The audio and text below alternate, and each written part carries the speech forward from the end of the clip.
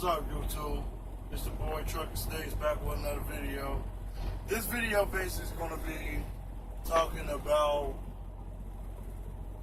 what's the process when you're training for Swift transportation. Yeah, so basically, once you do the application, then once you get that phone call from your recruiter,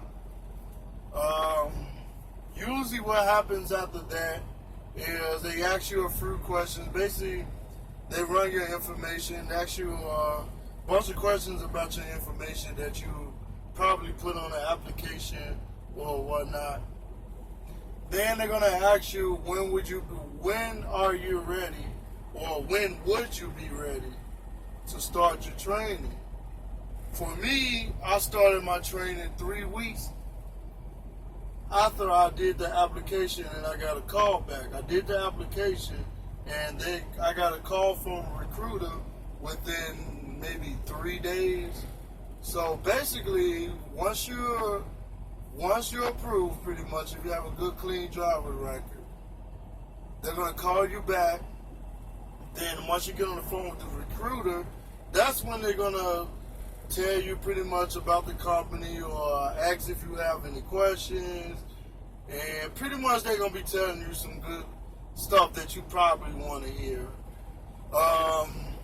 Now it depends on what area that you live in. If they have a terminal that has a training facility, then you most likely will train at the terminal facility. Or you will go to a third-party location at a truck driving school, pretty much, that Swift would pay for. Or if you want, Swift will pay for it if you don't have your CDLs, pretty much. I was just about to get ready to go into people who pay for their own CDLs, but that's another video for another day. So basically, once you're set up for training, either you're going to go to a third-party training school, truck driving school, or you're going to go to one of Swift's facility at their home terminals, pretty much. You have, not say home terminals, but mostly their headquarter terminals have training facilities. Like the Memphis terminal, I know the Phoenix, Arizona terminal has a training facility there. Did I say Memphis? If I didn't, I know Memphis. The third one I know about is Richmond, Virginia, and then they have one also in West Valley. So pretty much, let me get to the process. So basically, you're going to be training for 4 weeks, well, the class is supposed to be 4 to 5 weeks, but it usually stretches to 6 weeks. Depends on the time of year that you're actually going to train. When I went to train, it took us 6 weeks to get out because I went during the holidays or whatever. So certain days we had off or whatever. So basically, you're going to go to the school or the Swift University training facility. You're going to train for 6 weeks. Then you're going to go get your CDLs from the Department of Motor Vehicle, pretty much at whatever state that you're in. Once you get your CDLs, now this is where the real training kicks in. Training at the schools is completely different than when you're out on the road with your mentor. Now, other companies, they want you to drive for at least 30,000 miles with a mentor, which I think is pretty good because you can learn a lot from somebody who's experienced already, and then you're going to be down there spending 3 months with them on the road, so you'll be more prepared once you get on the road by yourself. But that's not the case with Swift. That's some other companies that does that. I'm not going to get into all that, but basically you're going to be on the road with a mentor for you gotta be on the road for a mentor for at least 4 to 5 weeks. It's usually about 5 to 6 weeks, really. So you gotta have 200 hours of time behind the wheel, pretty much. So they only count the time that you're driving. That's the time that goes towards your 200 hours. Now, once you go to training, when you're on a truck with your mentor, you'll be getting paid minimum. You'll be getting paid minimum wage. So you will only get paid for on-duty time, which could be your pre-trip, when you're getting fuel, when you're on duty picking up a load, when you're on duty dropping off a load.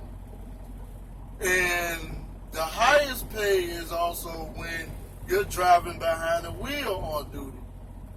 So that's where you make most of your money, and that's how you get done with your training much faster, pretty much.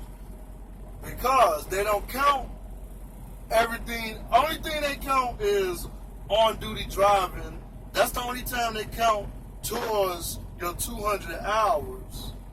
But your paycheck will only consist of the time that you spent on duty.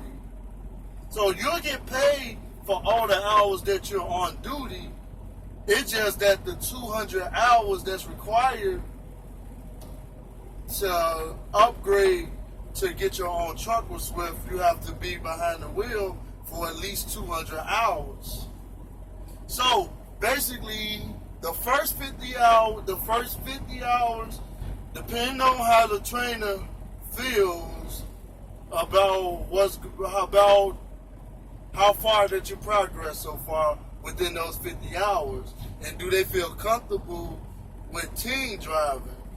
So once the 50 hours is up, you have to call your driving development manager, and you give like a weekly update, or whenever you reach your hours, pretty much. You have the first 50 hours, then you have your 100 hours, then you have the 150 hours, then you have your 200 hours.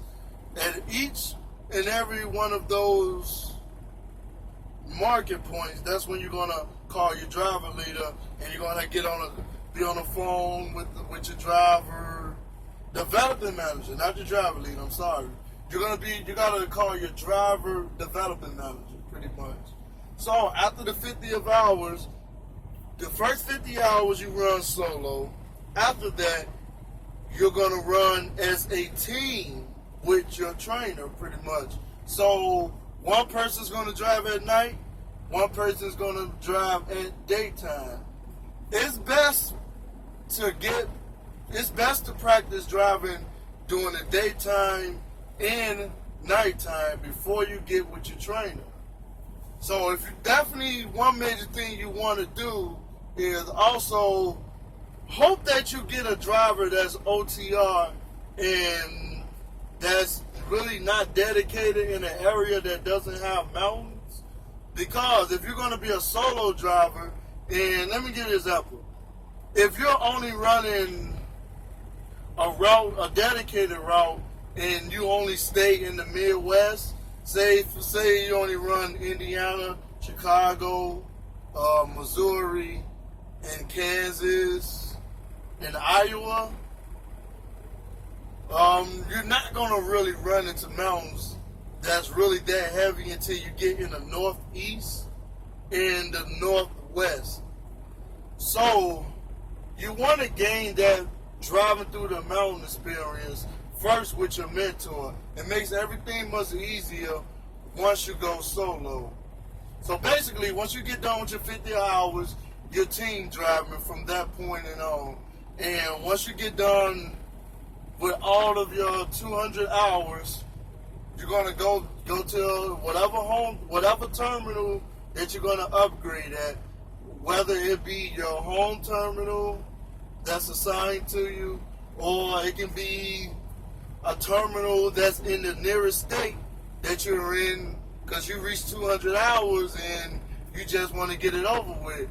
The choice is yours, pretty much. So once you reach your 200 hours, now it's time to go take the test with Swift. Now you're going to take the test to upgrade. The written test is very easy. It's just common sense. it's pretty much just going over all your macros. It's going to ask you a few questions about, it's just common sense questions pretty much. And most of the shit is going to be it's going to ask you questions about majority of everything that you did on the road pretty much. But your macros is the main thing that you want to remember, because mostly all your macros that you're going to learn is on the test pretty much.